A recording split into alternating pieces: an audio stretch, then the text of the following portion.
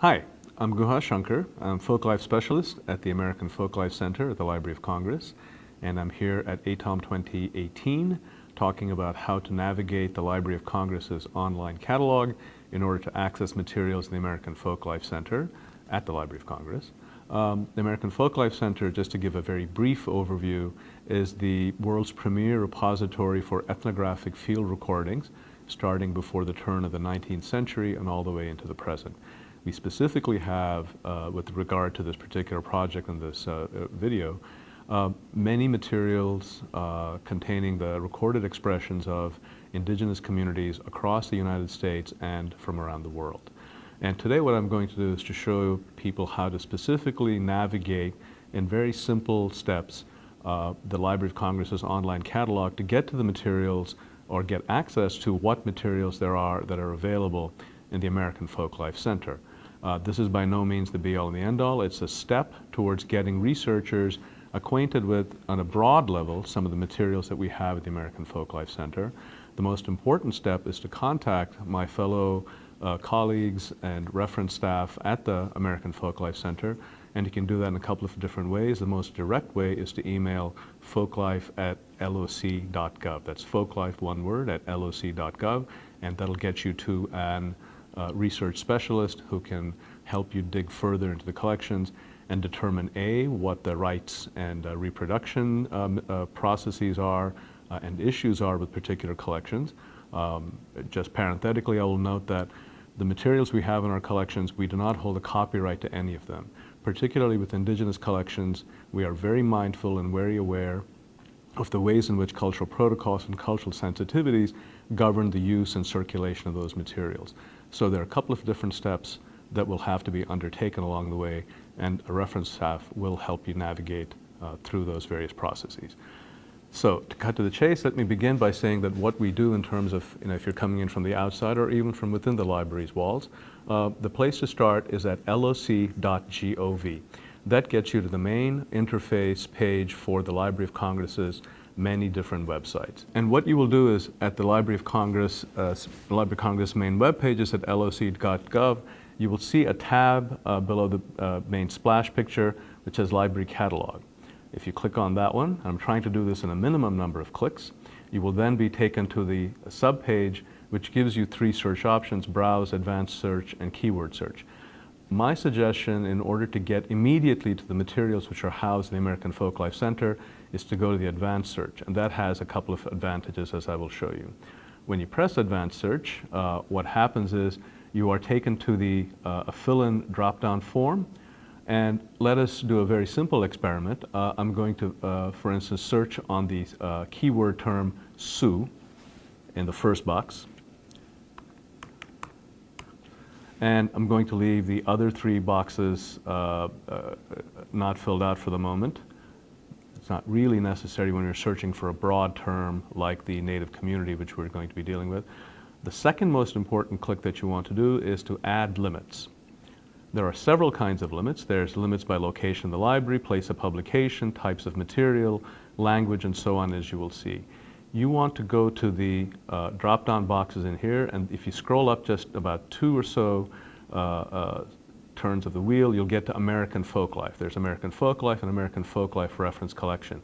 For now, we will concentrate on looking at materials in American Folklife, which is the name of the reading room and also our center.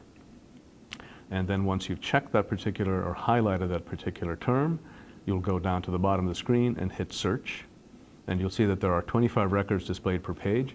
You can actually up the limit and go to, I would say you can get 50 records that'll be displayed on the page, probably about the maximum that you want to do. Now that you click the search button, and what will happen is the database will churn away, and it will give you these materials, which are collections at the collection level, mind you, not the item level. That is, a collection is in the broad aggregate collection, which have to do with Sioux communities.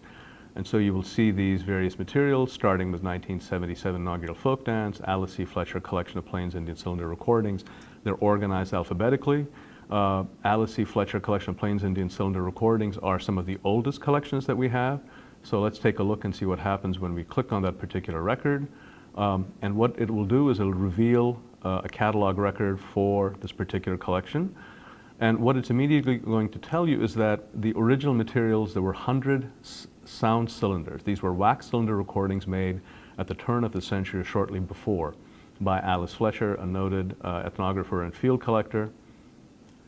And if you look here within the summary field, it'll tell you the various tribal nations that are included in this collection. So there's Arapaho, Cheyenne, Dakota, Kiowa, Osage, Ponca, Potawatomi, Wichita, Winnebago, and Yankton Sioux.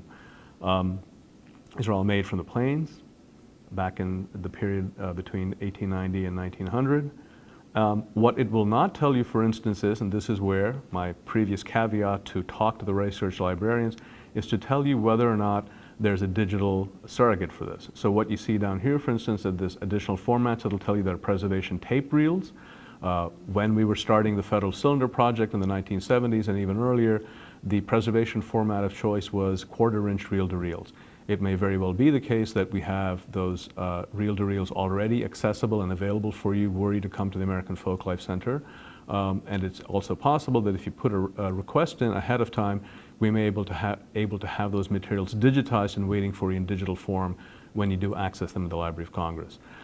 This is the other part of it which has to be really emphasized, is that not all of our materials, and especially not the Native American collections, are digitized and online.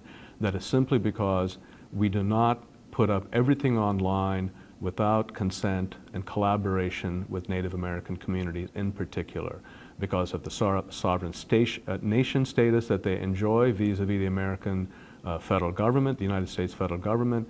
We are always working in consultation and collaboration. The exceptions to those, for instance, that are online collection materials are from the Omaha community, which we digitized and put up back online during in the 1980s, and a much more recent effort with the Passamaquoddy Nation of Maine. And we've been working with our partners at Mukurtu Content Management System and Local Context Digital Platform in order to co-curate and put up those materials online. But those are special instances and not necessarily representative of the aggregate collections. So now you have found the way to navigate and negotiate the American Folklife Center's collections with regard to Native American materials. Again, the important thing to note here is that you do want to contact the librarians at the Library of Congress, and particularly the American Folklife Center, and those are available at these addresses. Folklife@loc.gov is the main way to get to immediately to the American Folklife Center, and there's a much more generalized Ask a Librarian page as well. Thank you very much. This is Guha Shankar, American Folklife Center at ATALM 2018. Thank you.